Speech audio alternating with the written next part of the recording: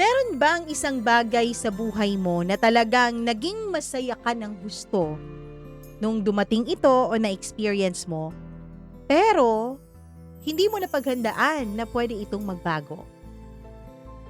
Ang constant lang daw sa mundo ay ang change. So paulit-ulit na nagbabago ang lahat.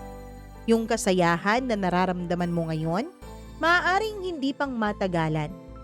Ganon din naman ang kalungkutan. Pero paano kung ang isang bagay na sa tingin mo dati panghabang buhay, bigla na lang magbabago?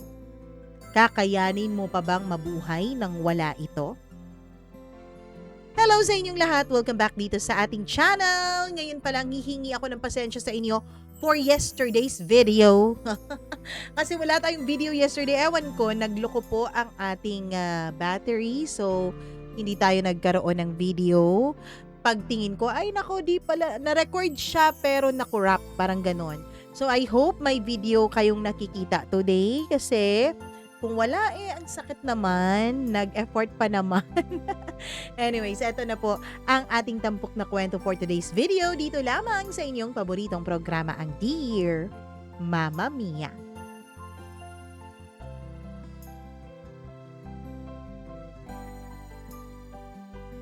Maraming pagbabago ang natututunan nating tanggapin kaagad dahil natatanggap natin na hanggang dun na lang talaga ang mga bagay na yon.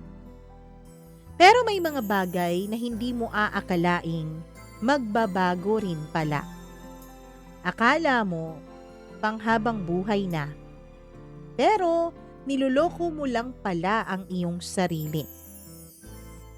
Dear Mama Mia, itago niyo na lamang po ako sa pangalang Dora. Sa totoo lang, Mama Mia, alam kong hindi naman sa mga malalaking bagay nagsimula ang lahat. Alam ko yon kahit ayaw ko pang aminin.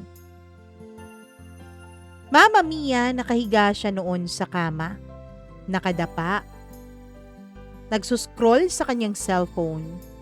Tahimik, pero ramdam ko ang kaniyang itinatagong inis. Ilang beses na kaming ganito. Kapag may hinihingi siya sa akin na hindi ko nabibigay, ganito siya. Tumatahimik, nagtatampo. Sa totoo lang, ang hiningi niya sa akin sa araw na yon ay ang masahiin ko raw siya. Hindi ko naman tinanggihan, Mama Mia. Kahit ang totoo, masakit din ang katawan ko at pagod ako. Hindi ako nagreklamo. Pero nung sinabi kong sandali lang muna dahil may tinatapos ako sa laptop ko, dun na nagbago ang kaniyang tono. Dun na rin nagbago ang mood niya. Bilisan mo na, sakit-sakit na ng likod ko sabi niya. Hindi naman galit, pero alam mong hindi rin mahinahon. Bumuntong hininga ako. Sinara ko ang laptop ko at bumalik ako sa likod niya. Kinuha ko ulit yung liniment. Ginawa ko pa rin yun kahit ayoko naman talaga at pagod ako. Hindi dahil sa gusto ko, Mama Mia, kundi dahil ayoko na lang din ng gulo. Tapos, nangyari ang isang aksidente. Hindi ko na malayan na natapunan ko na pala ng liniment ang kanyang pisngi at may konting patak doon na pumunta sa kanyang mata. Biglang tumaas ang boses niya na para bang kasalanan ko ang lahat. Doon ako napahinto, hindi dahil sa tumaas ang boses niya, kundi dahil may biglaang tanong na pumasok sa isip ko, Mama Mia. Ako na nga itong nagbigay, bakit parang kasalanan ko pa? Hanggang saan ba ang pagbibigay ko para ma-appreciate naman niya ang ginagawa ko? Hindi na kami nag-usap nang matapos yon. Bumalik ako sa laptop ko, sa pag-i-edit ko sa trabaho ko dahil kailangan ko na yung isubmit kinabukasan sa boss ko. At alam ko, Mama Mia, na ang trabahong iyon ay para sa aking sarili. Lumapit siya. Gusto na raw niyang matulog na kami. Hindi ako sumagot kaagad kasi nga bising-busy ako. Pagod na rin naman ako, Mama Mia. Hindi lang sa pisikal na katawan, kundi yung pagod na galing din sa matagal ko ng pagpipigil. May tinatrabaho pa ako. Matulog ka na dyan, sabi ko. Bigla siyang tumayo. Kinuha yung electric fan na hindi ginagamit at tahimik siyang lumabas ng kwarto, bitbit ang kaniyang unan at kumot. Alam ko kung saan siya pupunta. Sa sofa. Sinundan ko siya, hindi para magmakaawa, kundi para sabihing, "O sige na, tinatapos ko na ang trabaho ko. Halika, dito ka na matulog sa loob." Umiling siya. Pagkatapos sabi niya, "Dito na ako para makapagtrabaho ka dyan ng maayos. Yan naman ang inuuna mo eh." Hinayaan ko siya.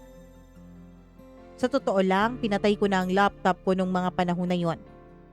Bumalik ako sa loob ng kwarto, humiga. At doon ko naramdaman ang kakaibang bagay. Hindi ako umiyak, Mama Mia. Hindi ako nanginig. Hindi ako natakot. At lalong wala na rin akong nararamdamang galit at inis. Para bang sanay na ako.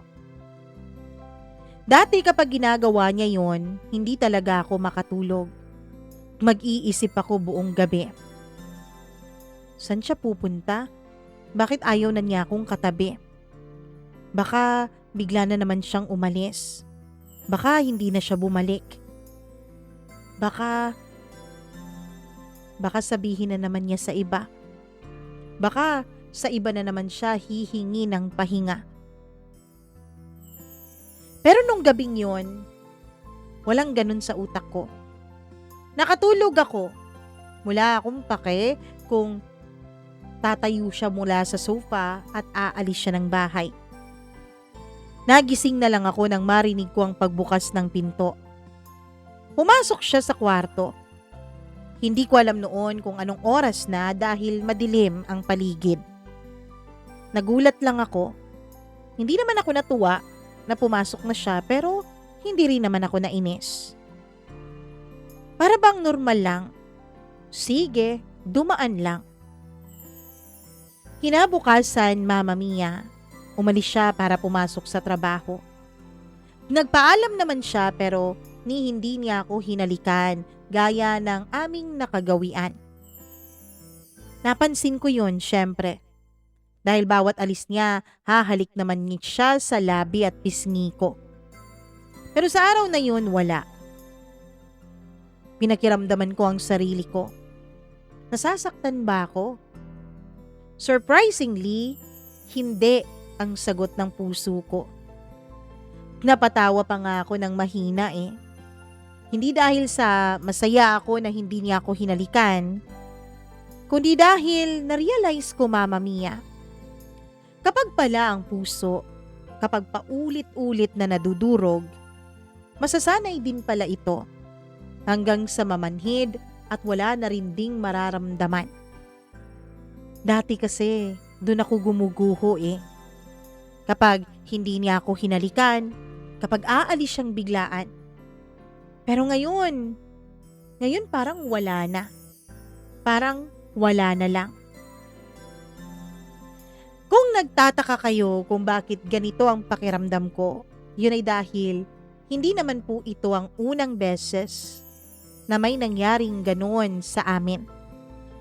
Hindi naman po ito ang unang beses na nagdrama siya, na umalis siya sa tabi ko, na hindi niya ako pinansin.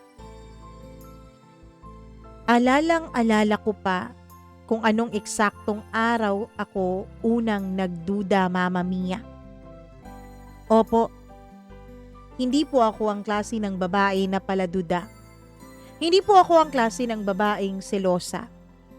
Sa totoo lang, ako po ang klase ng asawa na hinahayaan kang gawin ang gusto mo sa buhay mo. Akala ko kasi dati ay kampante ako. Akala ko kasi dati walang mangyayaring masama. Akala ko tapat siya. Akala ko matalino siya, mature siya. Kaya binigyan ko siya ng buong tiwala ko. Kasi pinaparamdam din naman niya sa akin na mahal niya ako eh. Kaya lang, pwede palang magbago iyon, Mama Mia. Siguro tama yung sinasabi nila na gagawa at gagawa ng paraan ng Panginoon para malaman mo kung anong madidilim na sikretong itinatago sa likod mo. Isang araw, bigla na lang po akong nakaramdam ng kakaiba. Hindi ko malaman kung bakit. Well, natural naman sa kanya na nagdadrama kapag hindi niya nakukuha ang kaniyang gusto. Sa araw na yun, nagdrama siya. Dahil nga, Mama Mia, hindi ko siya napagbigyan na bilhan nung isa niyang gustong-gusto na bagay. Hindi siya lumabas ng kotse nung dumating kami sa mall. Nag-mall kami kasama ang aking mga kapatid at mga kapatid niya. Sabi niya masakit daw ang ulo niya kaya dun na lang muna daw siya sa loob ng kotse. Na para ba siyang isang driver na nag-aantay sa kaniyang mga amo. Kahit ganun, hindi ko pa rin siya pinagbigyan dahil hindi ko naman po siya kailanman inispoiled. Kapag meron ako, binibilhan ko naman siya. Ganun din naman siya sa akin. Pero kapag wala ako, hindi ko talaga pipilitin para lang may maibigay ako. Kaya nasanay na ako sa ganun. Nagdadrama siya. Ganun talaga yun eh. Pero sa hindi ko malaman, parang may kung ano, Mama Mia. Tapos nag-post siya ng mga emote-emote sa kanyang Facebook. Nakita ko yun. Hindi ko lang pinansin. Kinagabihan nung nasa bahay na kami, ay tsaka siya nakipag-usap sa akin. Sabi niya, meron daw siyang mga gagawin para sa buhay niya. Para sa sarili niya. Wag lang daw akong magsiselos. Sa totoo lang, nagtaka ako noon. Bakit mo itatanong sa akin? O sasabihin sa akin na wag akong magsiselos, alam mo namang hindi talaga ako selosa. Pero, pinalampas ko pa rin. Hindi ko malaman kung bakit bigla akong nagkaroon ng urge na buksan ang kaniyang social media accounts. Alam ko naman ang mga passwords noon simula nung naging mag-boyfriend at girlfriend pa lamang kami pero never po akong nakialam. Sa araw na yon, hindi ko talaga lubos maisip kung bakit. Ang aga-aga niyang umalis. Siguro 5:00 pa lang yun ng umaga, umalis na siya. Kaya nakapagtataka talaga. Ang sabi niya sa akin, meron lang daw silang bagong project na inaasikaso na kailangan ng kanyang full attention. Sa hindi ko malamang dahilan, umupo ako sa harap ng computer at binuksan ko ang kanyang mga nakalogin doon na social media accounts. At doon ko unang nabasa ang mga chats nila, Mama Mia. Ang malinaw sa akin sa umagang yon, tahimik. Hawak ko noon ang cellphone ko. Nagsuscroll ako, Mama Mia. Hindi naman talaga ako mapaghinala, pero ewan ko ba.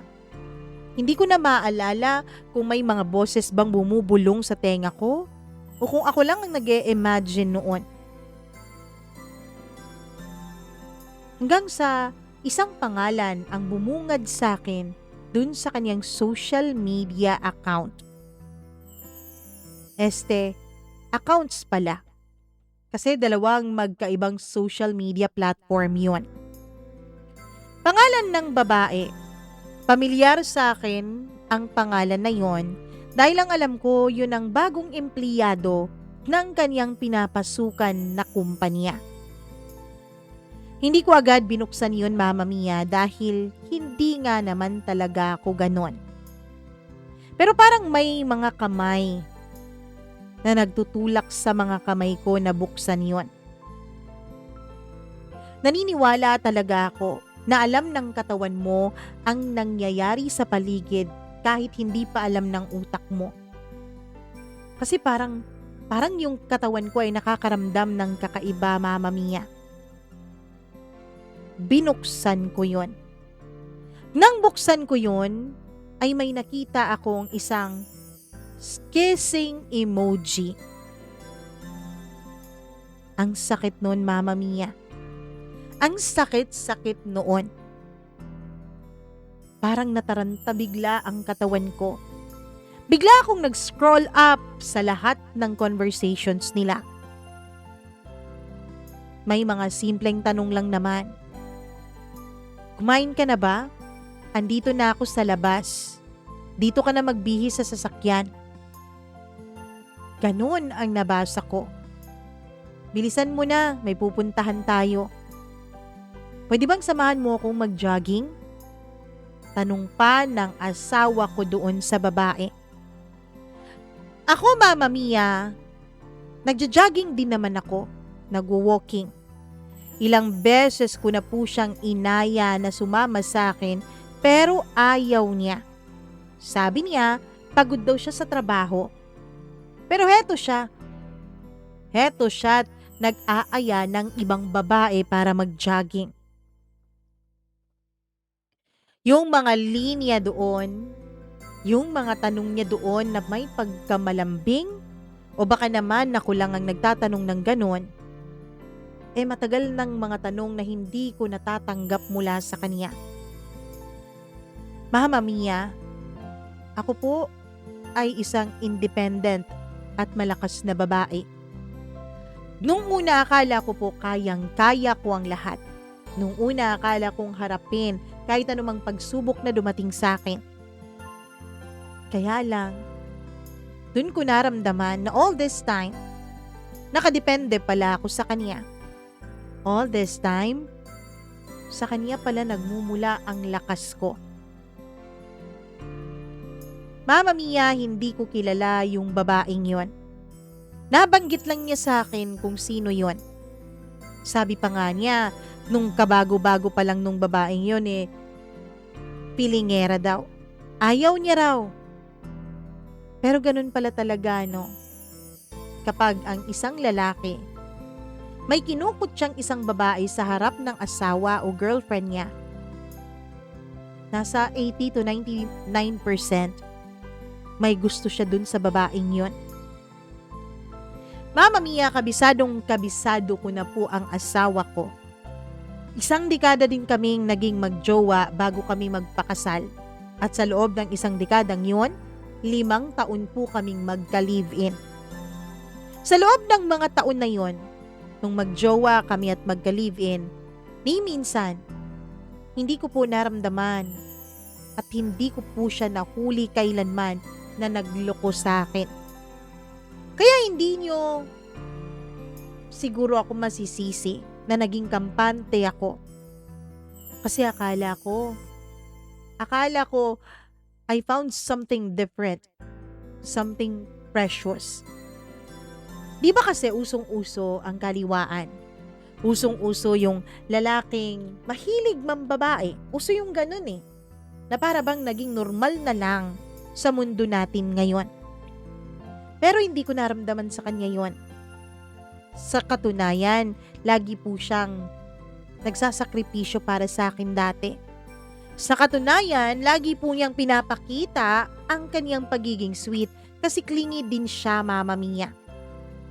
Minsan nga yung mga kaibigan ko naiinggit pa sa akin. Sabi nila, mahal na mahal daw ako ng boyfriend ko. At nung naging mag-asawa kaming dalawa, mas lalo pa nila kaming kinainggitan. I really thought, Mama Mia, that I found something special. Kaya imagine nyo na lang kung gaano ako kasira nung nabasa ko ang mga mensaheng yon. Kilala ko siya. Kilalang kilala ko siya. Alam ko kung anong tumatakbo sa utak niya. Alam mo ba, Mama Mia, ang pinakamasakit Ang pinakamasakit, yung babaeng yun, pinagtatanggol pa niya sa iba. Nabasa ko doon sa mga conversations nila na yung babaeng yun ay hindi nagugustuhan ng ilan nilang mga kasamahan. Kesyo may attitude problem. Kesyo may mga ganito. Pero nabasa ko sa mga emails niya dun sa boss nila kung paano niya ipagtanggol yung babaeng yun. Kasi nga, siguro dahil under sa kanya, siya yung supervisor eh. At ang mas malupit pa, Mama Mia, hatid sundurin niya yung babaeng yun. Kahit pa out of the way, papunta sa bahay namin.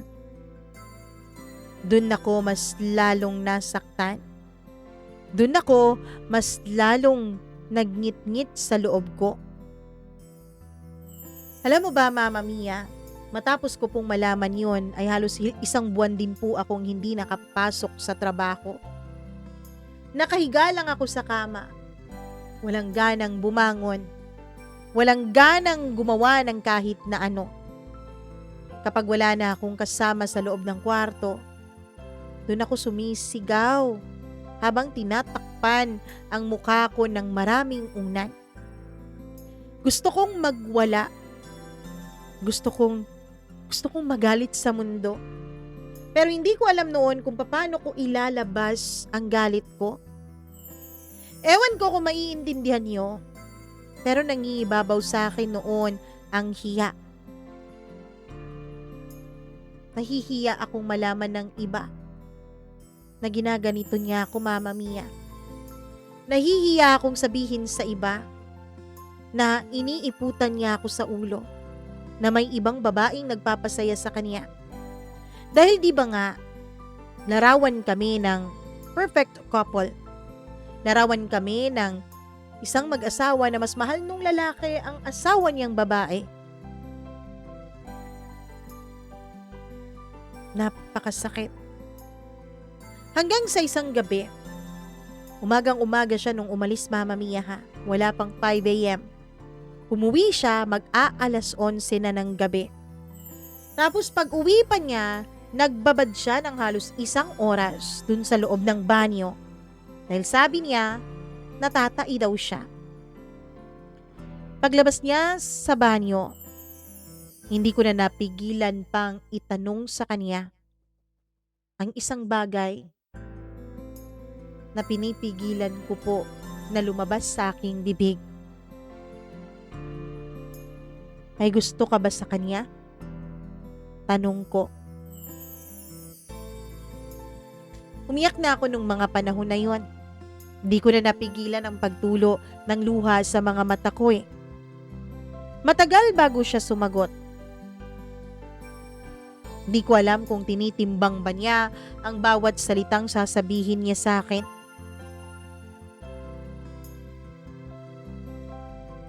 Hindi niya sinabing mahal niya. Hindi rin niya sinabing wala lang. Hinignan ko siya. Tinitigan.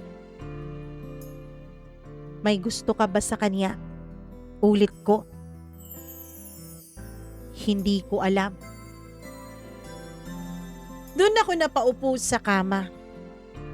Kasi ang hindi ko alam, mukhang mas masakit pa yata kesa sa oo eh.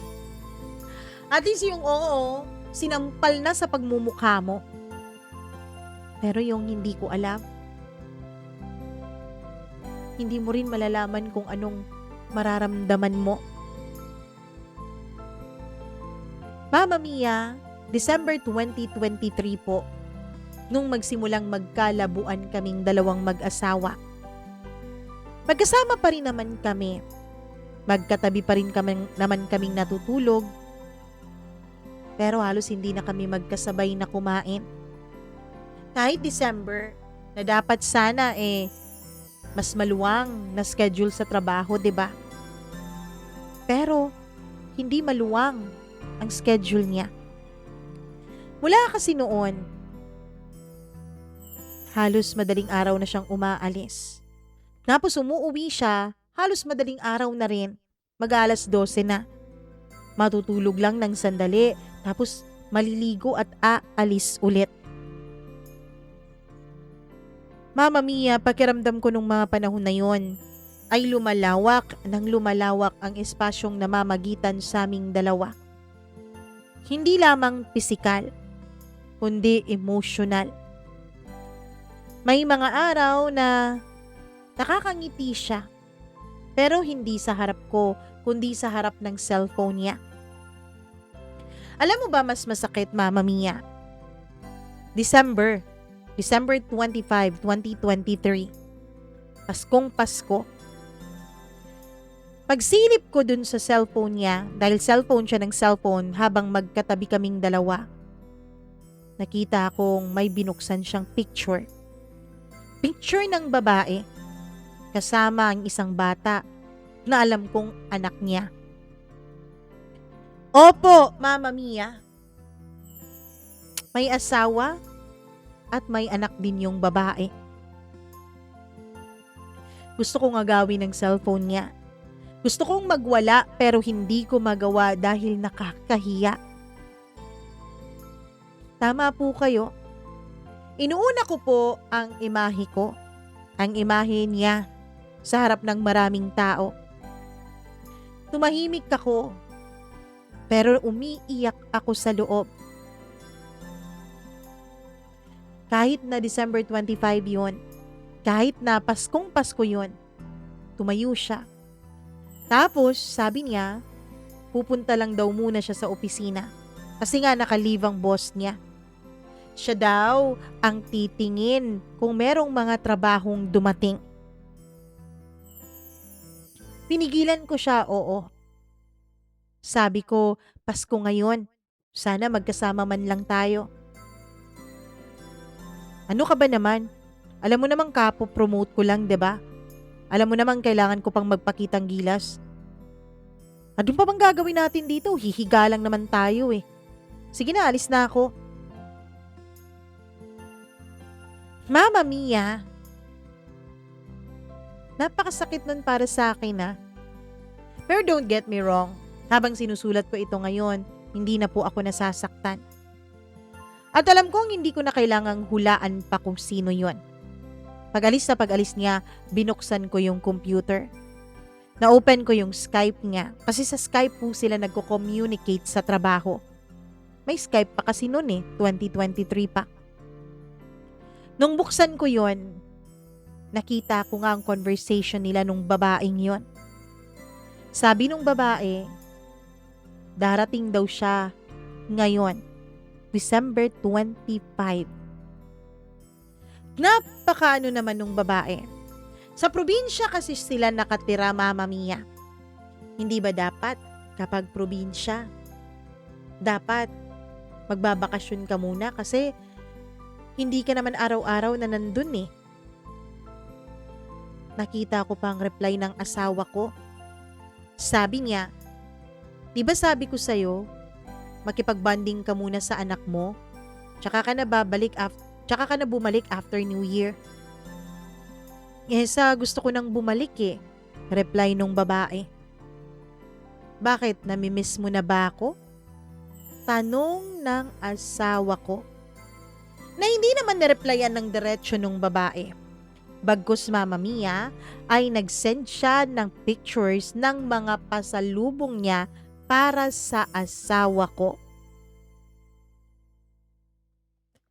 Nung kinagabihan, umuwi ang asawa ko. Bit-bit yung mga, sabi niya, pasalubong sa kanya ng kanyang kasamahan sa trabaho. Gusto kong itapon lahat yun. Pero paborito niya yun eh, alimango. Gusto kong itapon lahat. Gusto ko ngang itapon sa mukha mismo ng babaeng yun, pero tinigilan ko ang sarili ko. Kaya lang, Mama Mia, hindi pala sa lahat ng pagkakataon, mapipigilan mo ang galit na iyong nararamdaman. Makalipas lang ang halos 3 araw, hindi ko na talaga napigilan ng sarili ko at kinumpronta ko siya. Ano ba yung nakikita ko sa social media accounts mo ha? Ano ba kayong dalawa talaga? Walang kami. Walang kayo. Sigurado ka? Huwag ka na ngang magsinungaling. Di ako nagsisinungaling. Paniwalaan mo ang gusto mo. Teka nga, bakit ka ba nangingialam? Ng Facebook ng may Facebook, ng Instagram ng may Instagram at Skype ng may Skype.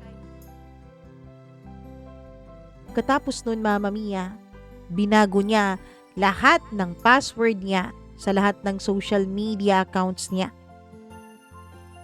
Bakit mo binago ang mga passwords mo, ha? Kung wala kang tinatago, bakit mo binabago? Kasi ang utak mo, kung ano-anong naiisip, kung ano-anong iniimbento. Kasamahan ko lang siya. Natural lang na maging concern ako sa kanya kasi siya na lang ang nag-iisang tao ko. Alam mo namang nag-resign yung iba, di ba? Alam mo namang napakahirap humanap ngayon ng mga ganyang klase ng skills sa trabaho namin. Palibasa kasi hindi ka nakakaintindi. Palibasa ang dali-dali ng trabaho mo. Para sa kanya, napakadali ng trabaho ko.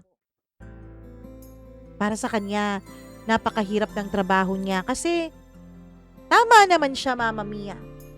Walang maraming tao ang ginugusto na mag-aral ng skills na meron sila. Hindi ko na lang po babanggitin dito yung skills na sinasabi ko dahil alam kong kapag narinig niya, malalaman niyang siya ito. O kapag narinig ng mga kasamahan nila, malalaman nilang sila ito. Dahil sa matinding diskusyon, bigla niyang sinabi sa akin, nabubukod daw muna siya. Hindi mo ako isasama? Tanong ko. Di na, dito ka na lang. Total mas komportable ka naman dito sa pamilya mo, 'di ba? Oo nga pala. Nakalimutan kong banggitin na nakatira nga pala kami sa bahay ng mga magulang ko. Pwede naman tayong bumukod Sasama ako sa'yo kahit saan. Ngayon pa ba? Wag na. Isa pa, ayoko ng gulo. Gusto ko ng peaceful mind. Kasi kailangan ko yun sa trabaho lalo na't ako na lang ang in charge. January 7, 2024. Yun ang gabi na umalis siya ng bahay. Bit-bit ang 90% ng mga gamit niya, ng mga damit niya, ng mga tools niya, kahit ano pa. Nag-impake siya, Mama Mia. Sabi niya, magre-renta daw muna siya ng bahay o pad. Tinanong ko siya kung saan. Sabi niya, hindi ko na raw kailangang malaman. Iyak ako ng iyak noon. Halos maglululuhod ako sa kanyang harapan. Nagmakaawang wag niya akong iwan. Kasi nakakahiya yun. Nakakahiya yun sa harap ng ibang tao. Pero parang wala siyang narinig. Parang hindi na niya talaga pinapahalagahan ang damdamin ko. Napakasakit nun, Mama Mia. Sa sobrang sakit, halos gabi-gabi ako noong hindi nakakatulog. Sa sobrang sakit, halos hindi na ako kumakain. Maniwala kayo't sa hindi, pumayat ako ng halos 10 kilo. 3 linggo lang na stress at sakit na naramdaman ko. Pumapasok ako noon sa trabaho ko na tinatanong nila kung anong nangyari sa akin. Kung ano daw meron sa mga mata ko. Kilala ako sa trabaho bilang matapang. Kilala ako sa trabaho bilang independent. Kaya nagtataka ang mga tao sa paligid ko, Mama Mia, kung bakit napakatahimik ko, kung bakit hindi ako kumikibo, kung bakit laging mugto ang mga mata ko, kung bakit wala ako sa focus. Sinasabi ko na lang na masama ang pakiramdam ko. Alam ko namang hindi sila naniniwala Nagtaka ang lahat. Pamilya niya, pamilya ko. Kasi hindi talaga siya ganon. Pinigilan ko naman siya, Mama Mia. Nagmakaawa ako. Pinakita ako sa kanya ang aking vulnerable side. Akala ko kasi dati kapag mag-asawa na kayo, kayo na talaga ang itinadhana sa isa't isa at wala nang makakapigil nun at wala nang makakabura nun. Ang hindi ko alam, kaya palang burahin ng isang malanding tukso ang lahat ng akalang yon. Iyak ako ng iyak. Mas masakit pong magsinungaling sa magulang kaysa sa sarili. Nang tanungin nila ako kung bakit umalis ang asawa ko sa amin, umingiti ako. Sabi ko dahil lang sa trabaho. Sabi ko dahil kailangan niyang mag-focus. Paulit-ulit kong sinasabi yun. Hindi ko alam kung sino ang kinukumbinsi ko. Ang mga magulang ko ba? O ang mga taong nagtatanong? O ang mismong sarili ko? Hanggang sa ako na lang mismo ang naniwala na dahil nga sa trabaho kaya siya umalis. Mas madali kasing magkunwari kaysa sa umamin na iniwanan ka. Ang totoo niyan, Mama Mia, naging parang spy o investigador pa ako. Sinundan ko pa nga siya kung saan siya nakatira. Nakita ko kung saang eskina siya nakatira o pumapasok, Mama Mia, dahil nakita ko ang kotse niya. Memorize ko kasi ang plate number ng kotse namin. Kotse niya. Kaya alam kong sa kanya yon. Ilang beses po akong nag-abang doon. Gusto kong makita kung may iba ba siya, kung may kasama ba siya. Sa halos 2 linggong pagmamanman ko sa kanya, never naman po akong nakakita na may kasama siya doon. Kaya lang, alam mo yung pakiramdam na hindi ka pa rin naniniwala na wala siyang iba. Ganon na ganon, Mama Mia, ang pakiramdam ko. Sa totoo lang, dun ko unang naramdaman ang tunay na katahimikan. Yung katahimikang hindi dala ng kapayapaan, kundi yung katahimikan na alam mong mag-isa ka lang. Na alam mong kahit anong mangyari, walang taong sasalu sa'yo. Wala kang makausap, wala kang kakampi, wala kang masasandalan. Oo nga't may pamilya ako sa bahay. Pero syempre pinili kong sarilinin yung sakit. Ayoko kasing masira siya sa mata ng iba. Ayokong sirain siya. Kasi iniisip ko, kung magiging okay kaming dalawa, for sure, hindi na magiging okay ang ibang tao sa kanya kapag sinabi ko sa kanila ang totoo. Kaya inayaan ko na lang na paniwalaan nila na dahil lang yun sa trabaho at okay lang ako. Ayokong maging pabigat at mas lalong ayokong kaawaan dahil nakakahiya yun. Ang gusto ko lang nung mga panahon na yun ay bumalik kami sa dati.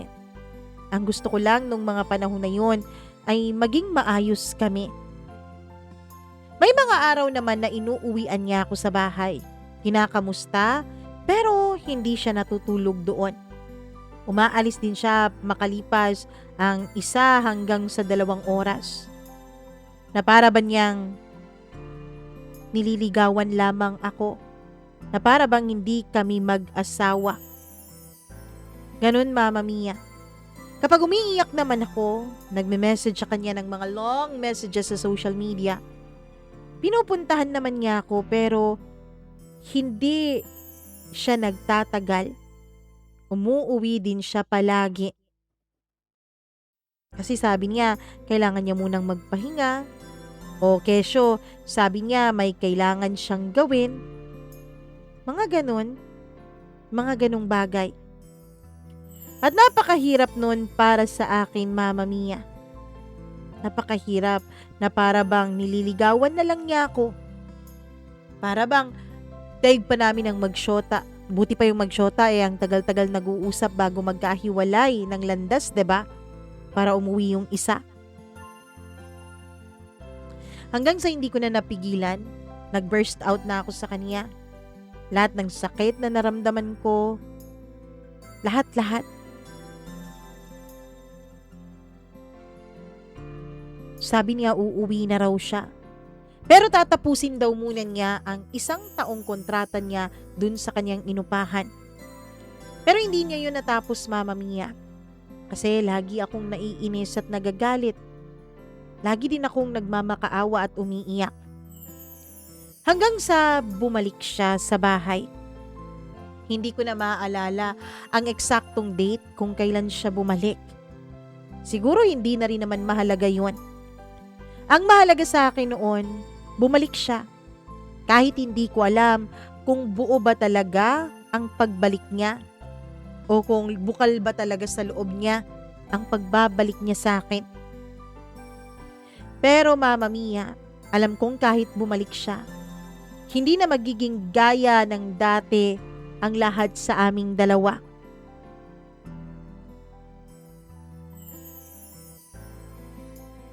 Kaya eto ngayon kapag hindi niya ako hinahalikan bago pumasok sa trabaho, napapansin ko.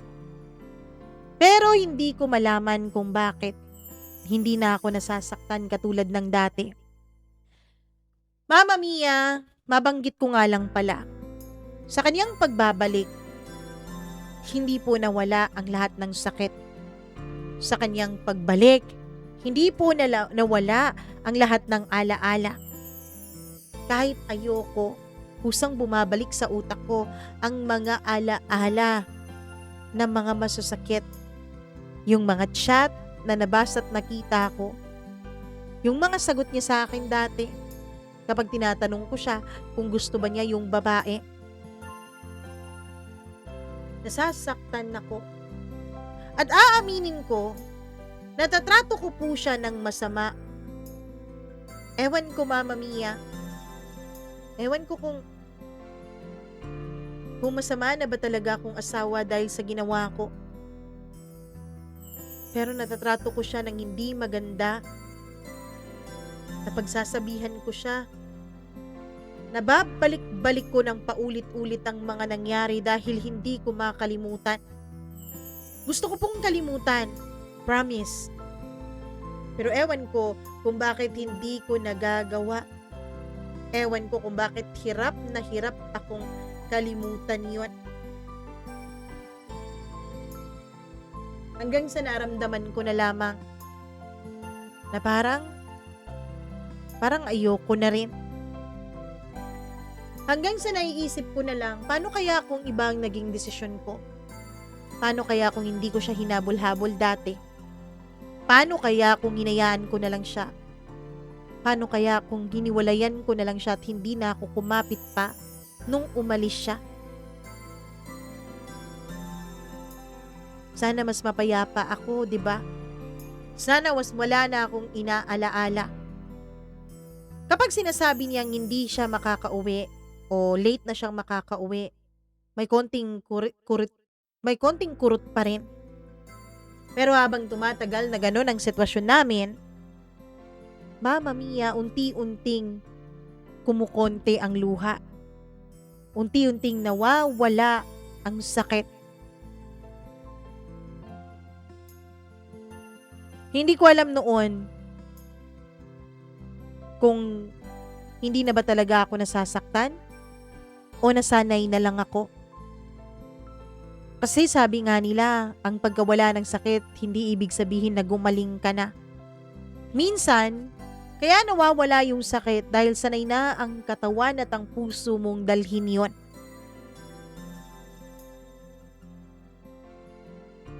Hindi po ako naging palasigaw na babae. Gaya ng dati, hindi pa rin ako bungangera.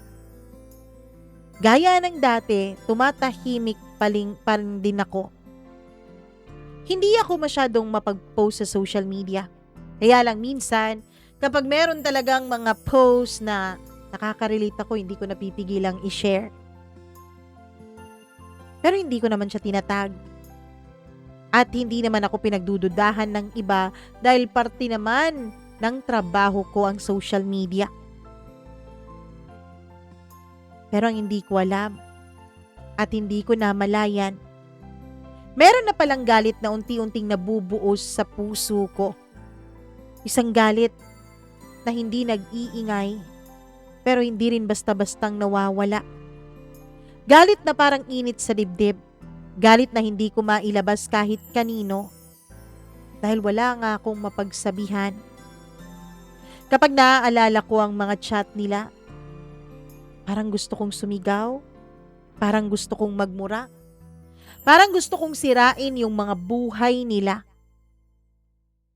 Parang gusto kong sirain yung babae. Unang-una alam niya na merong ako. Alam niya na may asawa yung lalaking kinakalantari niya. Gusto ko silang sirain para maramdaman nila kung gaano nila ako sinira. May mga eksenang paulit-ulit sa utak ko kahit hindi ko naman nakikita o hindi ko naman nakita kailanman. Yung magkasama silang dalawa, yung magkatabi sila sa kama, yung nagtatawanan sila. Hindi ko alam kung nangyari talaga yon o bunga lang yon ng utak ko. Ewan ko, hindi ko naman alam kung totoo yun pero ramdam kong parang may nangyayaring ganon o may nangyaring ganon. At kahit ilang beses kong sabihing tapos na, bumabalik pa rin talaga ang mga alaala ng kusa. Bumabalik din ang mga tanong na kaya ba siya nagbalik dahil pinili niya ako? O mas madali lang ang desisyon na to kaya ito ang ginawa niya? Isang gabi na pagtanto kong hindi ko na lang gusto ng sagot. Ang gusto ko na lang ay hustisya. Gusto kong maramdaman nila ang bigat ng gabi na walang kausap. Ang bigat ng gabi na nag-iisip ka ng kung ano-ano. Ang hiya ng pagtatago. Gusto kong masaktan sila, Mama Mia, gaya ng pananakit nila sa akin. Hindi ko alam kung masamang tao na ba ako dahil sa mga iniisip ko.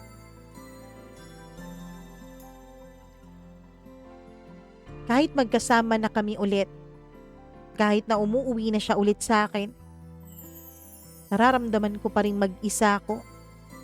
Wala akong makausap. Oo, kasama ko pamilya ko. Pero hindi ko kayang sabihin sa kanila ang totoo. Oo, may mga kakilala at mga kaibigan ako. Pero hindi ko alam kung paano maglabas ng sama ng loob sa kanila. At doon ko naramdaman ang tunay na kalungkutan. Yung kalungkutan na pilit mong itinatago dahil ayaw mong may makasaksi at may makakita. Mama Mia, hindi ko alam kung normal lang ba sa isang taong nakaranas ng mga dinanas ko dati ang maging manhid habang tumatagal. Yung mapagod na umintindi, mapagod na maghintay, mapagod na ayusin ang isang bagay kahit alam mong wasak na. Mapagod na pilitin ang sariling magpatawad. Mapagod napilitin ang sariling wag nang maalaala yung mga sakit. May mga araw na nakakatitig lang ako sa screen habang ginagawa ko ang trabaho ko. Mabigat na mabigat ang loob ko. Pero tuloy pa rin eh. Trabaho to eh. Kailangan. Magkasama nga kami sa bahay pero parang magkaiba naman ang mundo naming dalawa. May mga gabing magkatabi kami pero walang usap-usap. May mga umagang magkasama kami pero walang lambing kahit konti. Hanggang sa unti-unti ko nang tinanggap na hindi pala lahat ng pagkawala ay may pamamaalam. Isang gabi, gaya ng pa-intro ko dito sa sulat ko ay nag-away kaming dalawa dahil lang sa maliit na bagay. Masahe, pagod, oras. Yun nga, bigla siyang umalis sa loob ng kwarto at sa sofa siya natulog. Pinanood ko siyang umalis, hindi para pigilan siya. Hindi pinanood ko siyang umalis dahil naalaala ko yung damdamin ko nung umalis siya nung gabi ng January 7, 2024.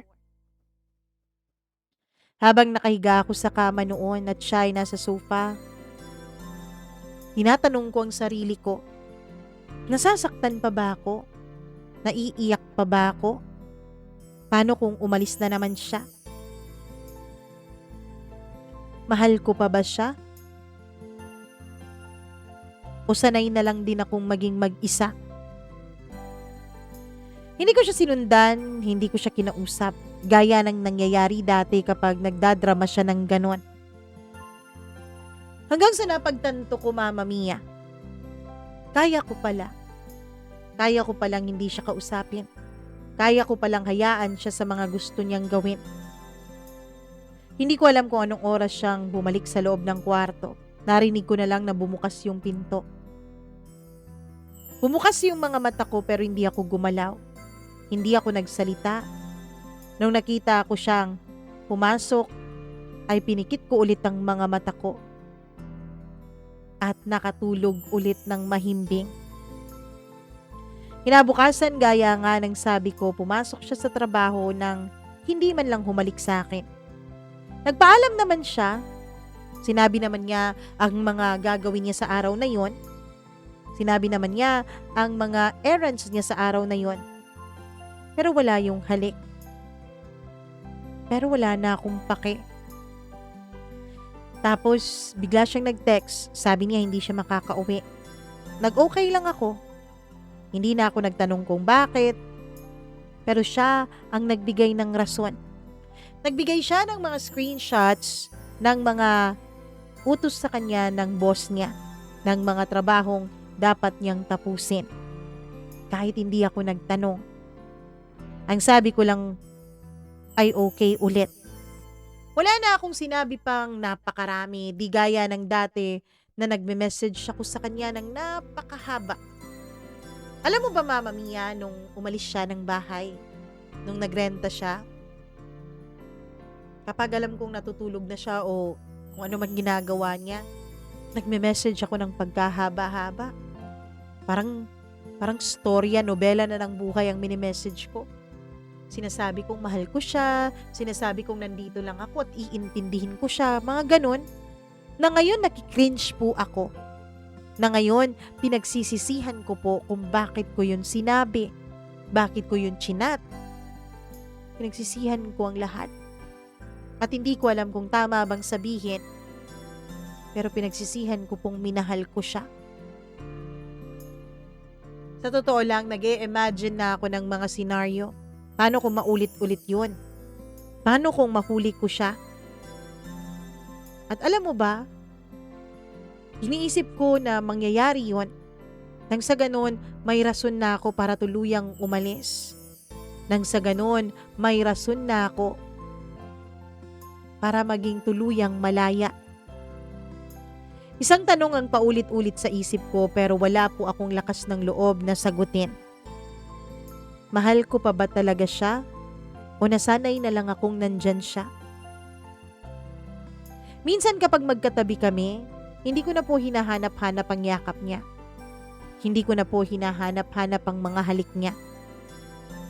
Nakakahiyaman pong aminin, Mama Mia. Napakadalang na lang po naming magsiping at hindi na po iyon naging issue sa akin. Kapag nangangailangan ng init ang katawan ko, nanonood na lang po ako ng mga videos at nagpaparaos sa sarili ko. Hindi ko na po inaantay pa ang kanyang pag-aaruga at pagpaparamdam ng init sa akin. Ako na mismo ang nagpapalabas ng sarili kong init ng katawan. Dito ko naramdaman na hindi ko pala talaga siya kailangan. Kaya ko palang mabuhay ng ako lang. Akala ng iba, masaya kapag meron kang kasama. Akala ng iba kapag meron kang asawa, automatic na masaya na ang buhay mo. Pero hindi ganoon. Hindi yun ang katotohanan. Dahil minsan, Mama Mia, may mga mag-asawang katulad namin. Mag-asawang nagpapanggap lang sa harap ng maraming mga mata. Pero sa loob, hindi naman po masaya. Minsan kapag matagal kang nakulong sa isang relasyon, iniisip mong nakakatakot ang kalayaan. Iniisip mong nakakatakot kapag mawala siya.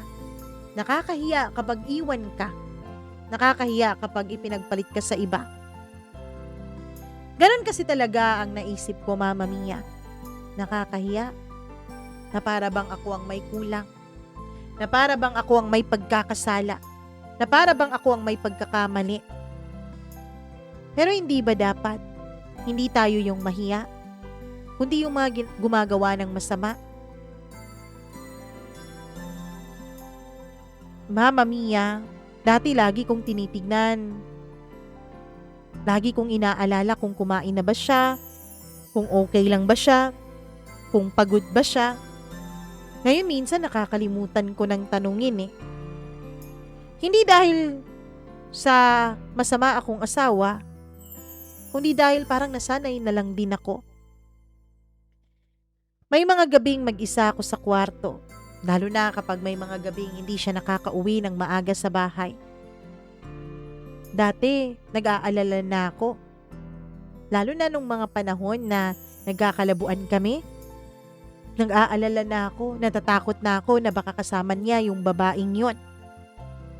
Baka kasiping niya, kausap niya. Pero ngayon wala na akong pakialam.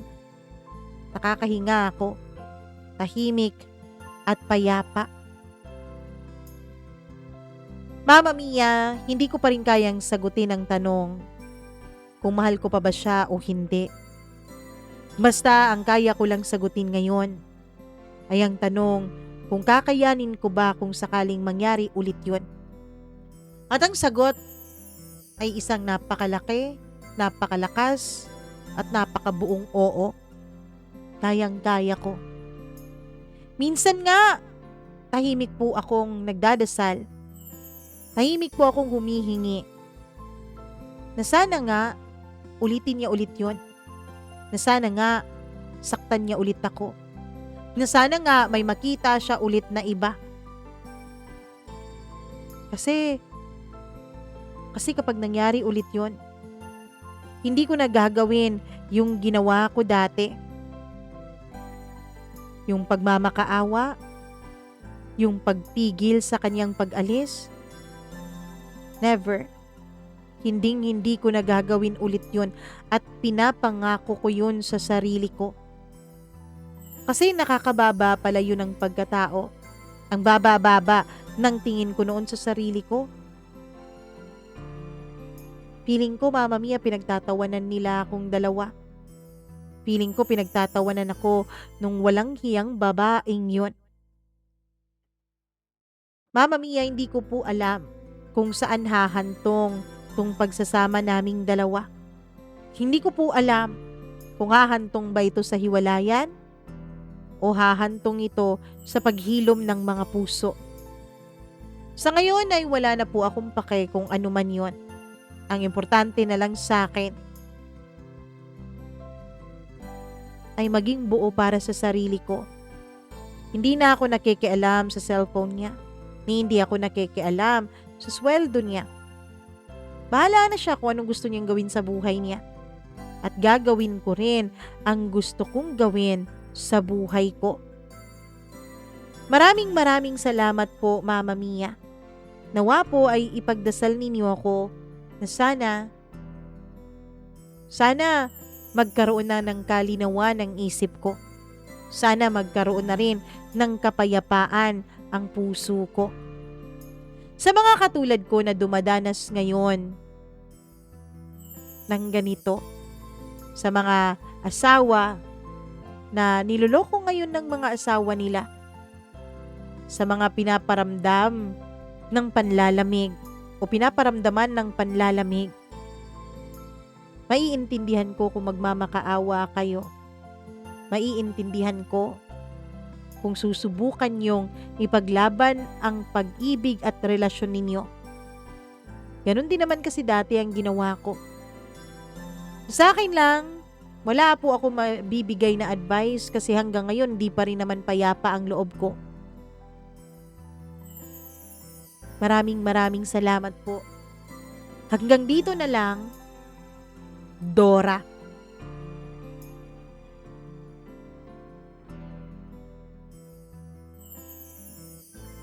Grabe, Dora. Oo, totoo, no? Kaya nga sa mga titas of Manila dyan, sa mga titas natin na mga pakialamera dyan sa buhay natin na sinasabing, ay, bakit wala ka pang asawa? Bakit di ka pa nag-asawa? Sana mag-asawa ka na. Anong petsa na? Yung edad mo, di ka na bumabata. Pwede ba, tita, wag ho kayong atat at wag ho kayong makialam sa buhay ng iba? Kasi hindi nyo alam na diyan siya masaya.